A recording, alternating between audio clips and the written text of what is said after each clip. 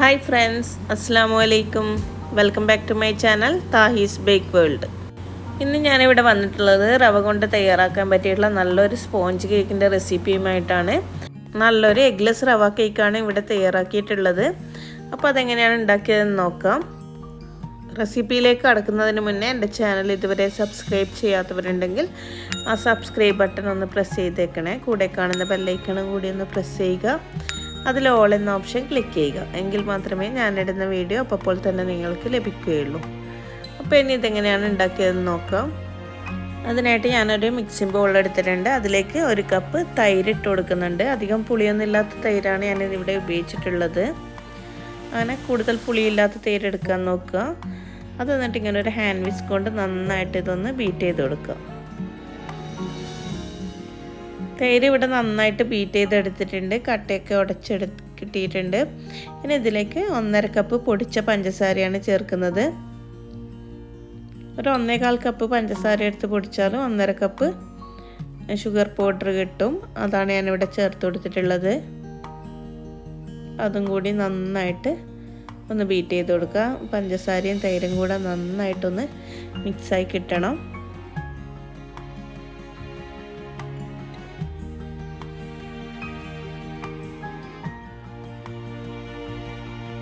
അപ്പോൾ പഞ്ചസാര തൈരിൽ നന്നായിട്ട് യോജിച്ച് കിട്ടിയിട്ടുണ്ട്.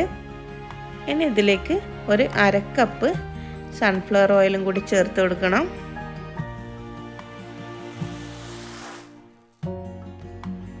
ഇനി വീണ്ടും നന്നായിട്ടൊന്ന് ബീറ്റ് ചെയ്ത് എല്ലാം കൂടി ഒന്ന് യോജിപ്പിച്ചെടുക്കണം.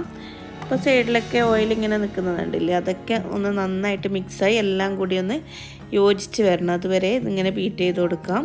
പെട്ടെന്ന് യോജിച്ച് കിട്ടും. കൂടുതൽ ടൈമൊന്നും വേണ്ട. ഒരു 3-4 മിനിറ്റ് ഒന്നിങ്ങനെ ബീറ്റ് ചെയ്ത് കൊടുക്കുമ്പോഴേക്ക് എല്ലാം കൂടി ഒന്ന് നന്നായിട്ട് മിക്സായി കിട്ടും. ഇപ്പം എല്ലാം കൂടി ഒന്ന് നന്നായിട്ട് യോജിച്ച് കിട്ടിയിട്ടുണ്ട്. ഇതിലേക്ക് 1 ടീസ്പൂൺ ബേക്കിംഗ് പൗഡർ ചേർത്ത് കൊടുക്കുന്നുണ്ട്. പിന്നെ ഒരു 1/4 ടീസ്പൂൺ ബേക്കിംഗ് സോഡ ഇവയൊക്കെ കൂടി നന്നായിട്ടൊന്ന് യോജിപ്പിച്ച് കൊടുക്കാം. അടുത്തതായിട്ട് ഇതിലേക്ക് ഇനി 2 കപ്പ് റവ ചേർത്ത് കൊടുക്കണം. അത് ഞാനിവിടെ 2 കപ്പ് റവ എടുത്തൊന്ന് മിക്സിയിലിട്ടൊന്ന് പൊടിച്ചെടുത്തിട്ടുണ്ട്. ഒന്ന് നൈസായി കിട്ടുന്നതിന് വേണ്ടിയിട്ടാണ് ഇങ്ങനെ പൊടിച്ചെടുത്തിട്ടുള്ളത്. എൻ്റെ കയ്യിൽ റോസ്റ്റഡ് റവയാണ് ഉണ്ടായിട്ടുള്ളത്. റോസ്റ്റഡ് അല്ലാത്തത് എന്ത് വേണമെങ്കിൽ നിങ്ങൾക്ക് ഇതിനു വേണ്ടി യൂസ് ചെയ്യാം. അതും കൂടി ഇതിലേക്ക് ഇട്ടൊന്ന് നന്നായിട്ട് ഇതൊന്ന് യോജിപ്പിച്ചെടുക്കണം. റവൻ്റെ കൂടെ മൈദയും ചേർത്തും റവ കേക്ക് ഉണ്ടാക്കാറുണ്ട്. പക്ഷേ ഞാനിവിടെ റവ മാത്രമാണ് യൂസ് ചെയ്യുന്നത്. ഇനി ഇതിലേക്ക് 1 നുള്ള് ഉപ്പ് ചേർത്ത് കൊടുക്കാം.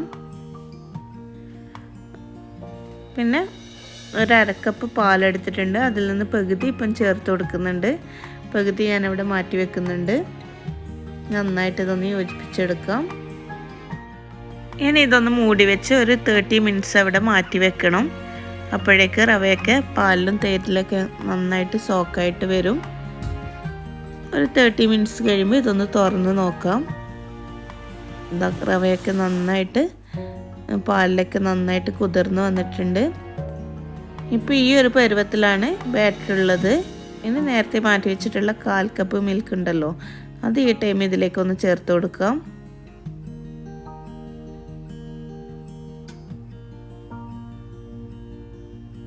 അതുപോലെ തന്നെ ഒരു 1/2 ടീസ്പൂണ് വാനില എസൻസും ചേർത്ത് കൊടുത്തിട്ടുണ്ട്. എല്ലാം കൂടി നന്നായിട്ടൊന്ന് മിക്സ് ചെയ്ത് കൊടുക്കാം. എല്ലാം കൂടി നന്നായിട്ട് ഇതൊന്ന് യോജിപ്പിച്ചെടുക്കണം.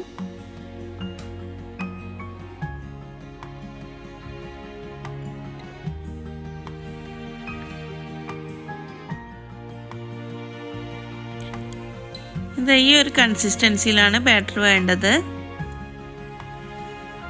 കണ്ടില്ലേ? ഇനി ഇതിലേക്ക് ലാസ്റ്റായിട്ട് കുറച്ച് ആൽമണ്ട് സ്ലൈസസ് കൂടി ചേർത്ത് കൊടുക്കുന്നുണ്ട്. ഇതിലേക്ക് നിങ്ങൾക്ക് ഇഷ്ടമുള്ള ഡ്രൈ ഫ്രൂട്ട്സ് ഒക്കെ ആഡ് ചെയ്ത് കൊടുക്കാവുന്നതാണ്. ടൂട്ടി ഫ്രൂട്ടി വേണമെങ്കിലും ഇതിലേക്ക് ചേർത്ത് കൊടുക്കാം. ഞാൻ ടൂട്ടി ഫ്രൂട്ടി ഇതിൻ്റെ മുകൾ ഭാഗത്ത് മാത്രമേ ഇട്ട് കൊടുക്കുന്നുള്ളൂ. ഇനി ഈ ബാറ്റർ തയ്യാറാക്കി വെച്ചിട്ടുള്ള ബേക്കിംഗ് ടിന്നിലേക്ക് ഒഴിച്ചു കൊടുക്കാം. ഞാനിവിടെ ബേക്കിംഗ് ടിന്നൊന്നല്ല എടുത്തിട്ടുള്ളത്, സാധാരണ ചായ ഉണ്ടാക്കുന്ന ഒരു പാത്രമാണ് എടുത്തിട്ടുള്ളത്. അങ്ങനെ എന്ത് പാത്രം വേണമെങ്കിലും നിങ്ങൾക്ക് ഉപയോഗിക്കാവുന്നതാണ്. ഞാനിതിൻ്റെ താഴേക്ക് ഒരു ബട്ടർ പേപ്പർ കട്ട് ചെയ്തിട്ട് എടുത്തിട്ടുണ്ട്. ഇനി ഇതിലേക്ക് ബാറ്റർ ഒഴിച്ചു കൊടുക്കാം.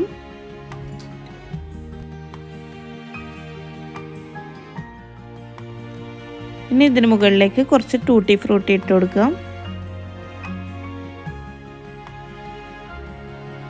നിങ്ങൾക്ക് ഇതിന് മുകളിലേക്ക് നട്ട്സ് വേണമെങ്കിൽ അതൊക്കെ ഇട്ട് കൊടുക്കാവുന്നതാണ്. ഞാനിവിടെ ടൂട്ടി ഫ്രൂട്ടിയാണ് യൂസ് ചെയ്യുന്നത്. ഇനിയിത് ഞാൻ കുക്കറിലാണ് ഇത് ബേക്ക് ചെയ്തെടുക്കാൻ പോകുന്നത്. അതിനായിട്ട് ഞാൻ കുക്കറിൽ കുറച്ച് സാൾട്ട് ഇട്ട് വെച്ചിട്ടുണ്ട്. ഇത് ഞാൻ സാധാരണ ബേക്ക് ചെയ്യുമ്പോൾ ഉപയോഗിക്കുന്ന സാൾട്ടാണ്. ബേക്ക് ചെയ്തതിന് ശേഷം ഞാനിവിടെ ഒരു ബോട്ടിലിട്ട് സൂക്ഷിക്കുന്നതാണ്. അതിന് മുകളിൽ ഞാൻ ചെറിയൊരു സ്റ്റാൻഡും വെച്ച് കൊടുത്തിട്ടുണ്ട്. അതിനുശേഷം ഇത് മൂടി വെച്ച് ഒരു 10 മിനിറ്റ് പ്രീ ഹീറ്റ് ചെയ്ത് വെച്ചിട്ടുള്ള കുക്കറാണിത്. ഇനി ഇതിലേക്ക് കേക്ക് ടിന്ന് വെച്ച് കൊടുക്കാം. ഞാനിവിടെ വെച്ച് കൊടുത്തിട്ടുണ്ട്.